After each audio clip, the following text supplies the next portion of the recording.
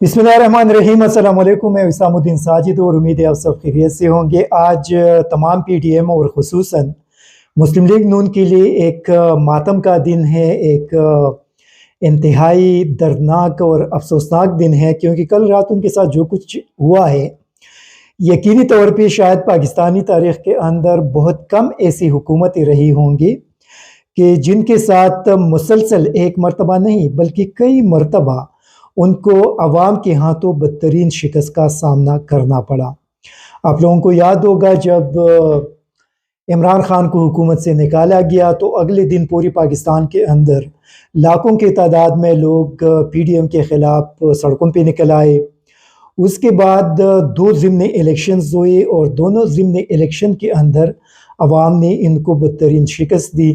और कल बड़े इत्मीनान और बड़े उम्मीद के साथ पंजाब असम्बली के अंदर मुस्लिम लीग नून और पीपल्स पार्टी के लोग आए और उनके साथ वज़ीर दाखिला राना सनाउल्लाह, उनके जो एक असिस्टेंट वज़ीर है अता तारड़, दोनों वहाँ पे मौजूद थे। और राना सनाउल्लाह कह रहे थे कि पंजाब में आज वो हुकूमत तब्दील करके उसके बाद इस्लामाबाद जाएंगे, जबकि दूसरे साहब ने कहा कि अगर परवीज़ इलाही ने जो उनकी अददी अक्सरियत है वो साबित कर दी तो वो सियासत को छोड़ कर चले जाएंगे। लेकिन अफसोस की बात यह है कि अभी तक तकरीबन काफ़ी टाइम गुज़रा, लेकिन 20 घंटे गालिबन या 18 घंटे लगभग गुज़रे होंगे, लेकिन अभी तक अता तारड़ ने सियासत से अलहदगी का ऐलान नहीं किया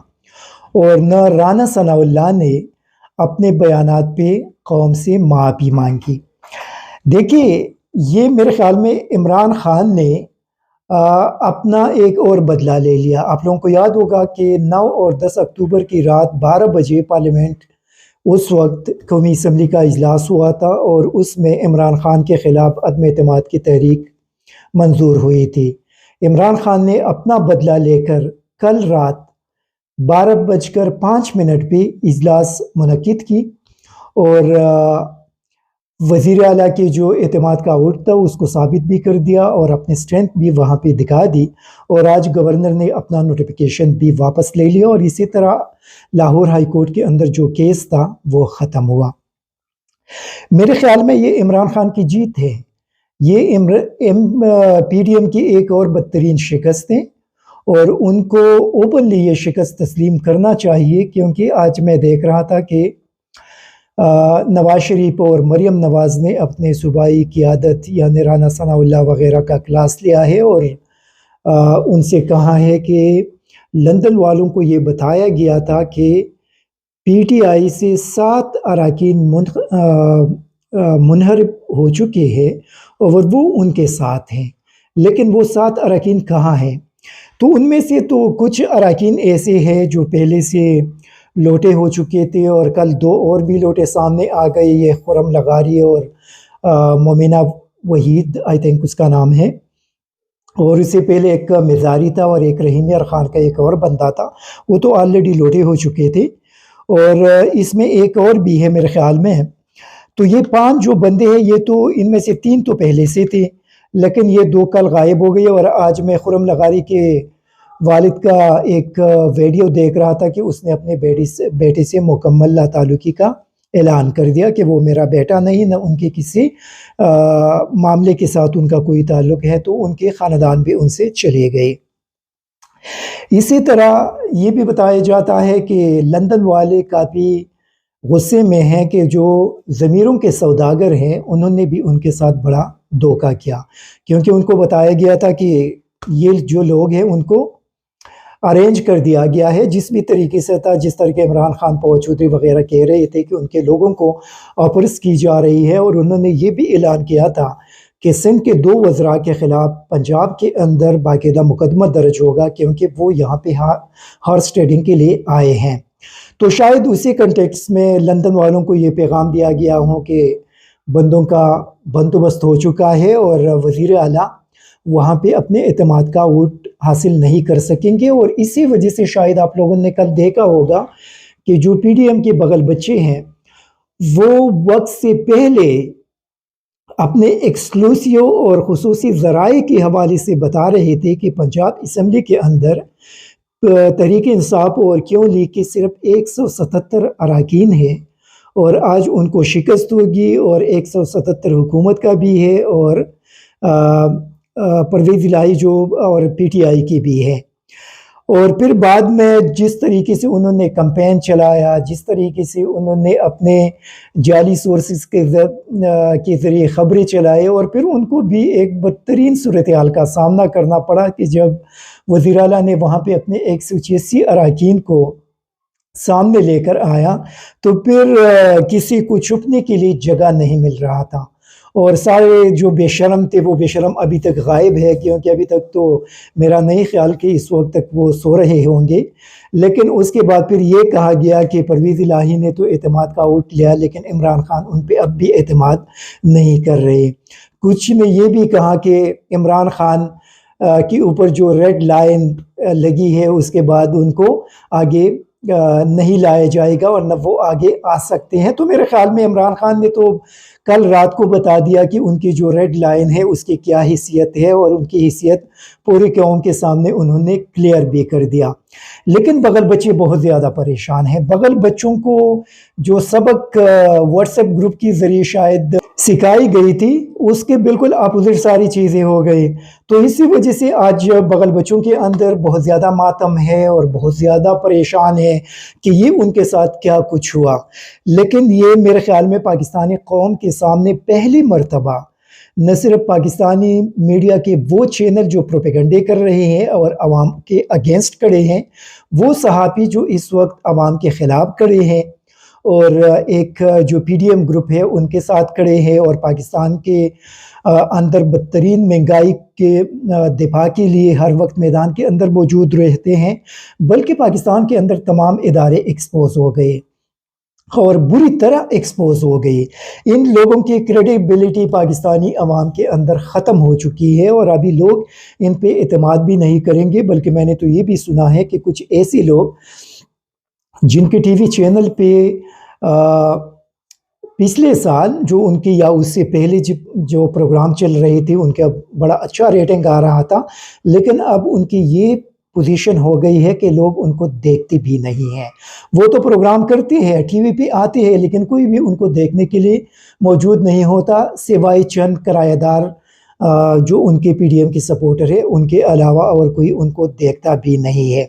تو یہ میرے خیال میں ان کے لیے بڑی پریشانی کا آج کا دن ہے، اور جو بتایا جاتا ہے کہ لندن کو یہ رپورٹ دی گئی ہے کہ مریم نواز فوری طور پہ ان کو واپس آنا چاہیے، لیکن مریم نواز واپس نہیں آئے گی۔ ان کو پتہ ہے کہ پچھلے ضمن الیکشن کے دوران انہوں نے کمپین بھی وہاں پہ ٹھیک ٹھاک طریقے سے چلائی، لیکن اس کے باوجود ان کو بدترین شکست کا سامنا کرنا پڑا۔ تو ان کو اپنی حیثیت کا پتہ لگ چکا ہے کہ پنجاب کے اندر لوگ ان کے ساتھ اب نہیں ہیں۔ اسی وجہ سے میرے خیال میں مسلم لیگ نون کو جتنا نقصان آصف زرداری کے ہاتھوں پہنچ چکا ہے، اور دوسرے کے آڑ میں جو حشر مسلم لیگ نون کا کر دیا، یہ ہمیشہ کے لیے یہ یاد رکھیں گے۔ اور یہ اسی وقت جب یہ حکومت گرائی گئی تو اسی وقت ہم نے کہا تھا کہ مسلم لیگ نون ان پہ اعتماد نہ کرے، یہ دوستی کے آڑ میں ان کا وہ حشر بنائیں گے کہ دوبارہ الیکشن کے اندر ان کے لیے آنا بھی مشکل ہو جائے گا۔ لیکن اس وقت چونکہ یہ بڑے خوش تھے کہ ہمیں حکومت مل گئی، اب ہم اپنے تمام کرپشن کے کیسز بھی ختم کریں گے، الیکشن لا کے اندر ترامیم بھی لے کر آئیں گے، یہ ساری چیزیں کریں گے، لیکن اس کا جو نتیجہ تھا وہ آج سامنے آ رہا ہے کہ ان کے ساتھ کیا کچھ ہوا۔ اور یہ میرے خیال میں دیکھیں یہ پنجاب کے اندر بھی ان کے لیے تیسری شکست ہیں۔ ایک ضمنی الیکشن کے اندر ان کو بدترین شکست ہوئی، اس کے بعد پھر دوست مزاری نے جو ایک غیر آئینی رولنگ جاری کر دی اس کے اندر شکست ہو گئی، اور تیسری یہ شکست مسلم لیگ نون کو اٹھانا پڑا۔ اور میرے خیال میں یہ ان کے لیے کوئی خوشی والی بات نہیں ہے، اور بڑی افسوسناک بات اسی وجہ سے ہے کہ اگلے الیکشن کے اندر ان کی پوزیشن بہت زیادہ خراب ہو۔ یہ ایک اور ورلڈ اکنامک فورم نے ان کی ایک رپورٹ ہے، اور انہوں نے عالمی بحران کے خطرات سے متعلق اپنے رپورٹ میں قرض بحران مسلسل اور تیزی سے بڑھتی ہوئی مہنگائی، ریاست کی ناکامی، سائبر سیکیورٹی اقدامات کی ناکامی اور ڈیجیٹل پاور کی ارتکاز کو پاکستان کی درپیش سب سے بڑے 5 سنگین خطرات قرار دیے ہیں۔ انہوں نے اپنے 2023 کے گلوبل رسک رپورٹ میں کہا ہے کہ پاکستان بھی ان بڑی ابھرتی ہوئی مارکیٹوں میں شامل ہے جنہیں ڈیفالٹ کے شدید خطرات کا سامنا ہے۔ اس خطرے کا سامنا کرنے والی دیگر ممالک میں ارجنٹائن، مصر، گانا، کینیا، تیونس وغیرہ شامل ہیں۔ رپورٹ کے اندر یہ بتایا گیا ہے کہ خوراک اور قرضوں کی بحران کا شکار ممالک جیسے تیونس، گانا، پاکستان، مصر اور لبنان میں عدم استحکام میں اضافے کا باعث بن سکتا ہے۔ رپورٹ میں یہ انہوں نے اپنی رپورٹ میں کہا ہے، دیگر بھی چیزیں انہوں نے اس کے اندر ذکر کی ہے، لیکن انہوں نے اس خدشے کا اظہار کیا ہے کہ پاکستان کی جو صورتحال ہے وہ انتہائی خطرناک ہے۔ پاکستان کی جو معاشی صورتحال ہے اور اس سے پاکستان کے لیے کافی مشکلات پیدا ہو سکتے ہیں۔ یہ تو ہم روزانہ کہتے ہیں، لیکن کاش کہ اگر کسی کو یہ چیز سمجھ آ جائے۔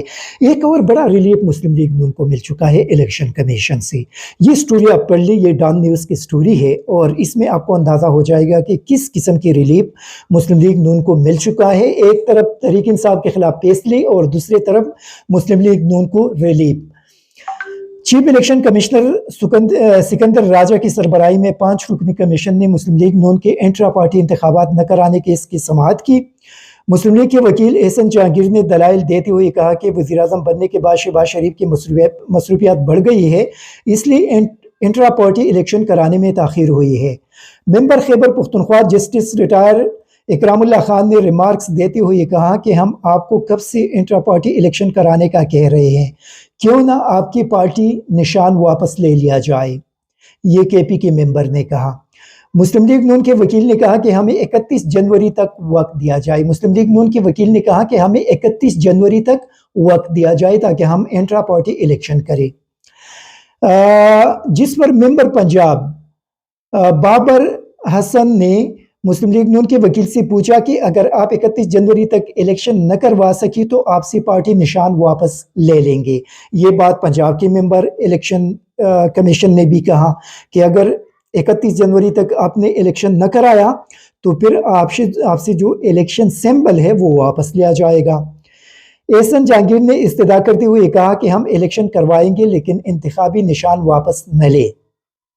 اس نے کہا کہ ہم 31 جنوری تک الیکشن کریں گے لیکن آپ ہمارا سمبل واپس مت لیں۔ چیف الیکشن کمشنر سکندر سلطان راجہ نے کہا کہ ایسے شخص کو پارٹی صدر نہیں ہونا چاہیے جو اتنا مصروف ہو کہ انٹرا پارٹی الیکشن ہی نہ کروا سکے۔ سکندر سلطان راجہ نے مسلم لیگ نون کو 31 جنوری کے بجائے 2 ماہ کی مہلت دیتے ہوئے کہا کہ 14 مارچ تک انٹرا پارٹی الیکشن کروائے۔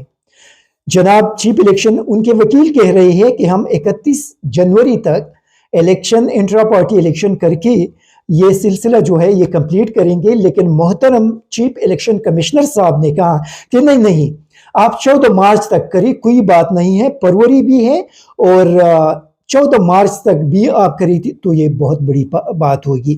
اس سے آپ اندازہ لگائیں کہ پاکستان کے اندر کیا چیز ہو رہی ہے۔ ابھی آگے سن لیں۔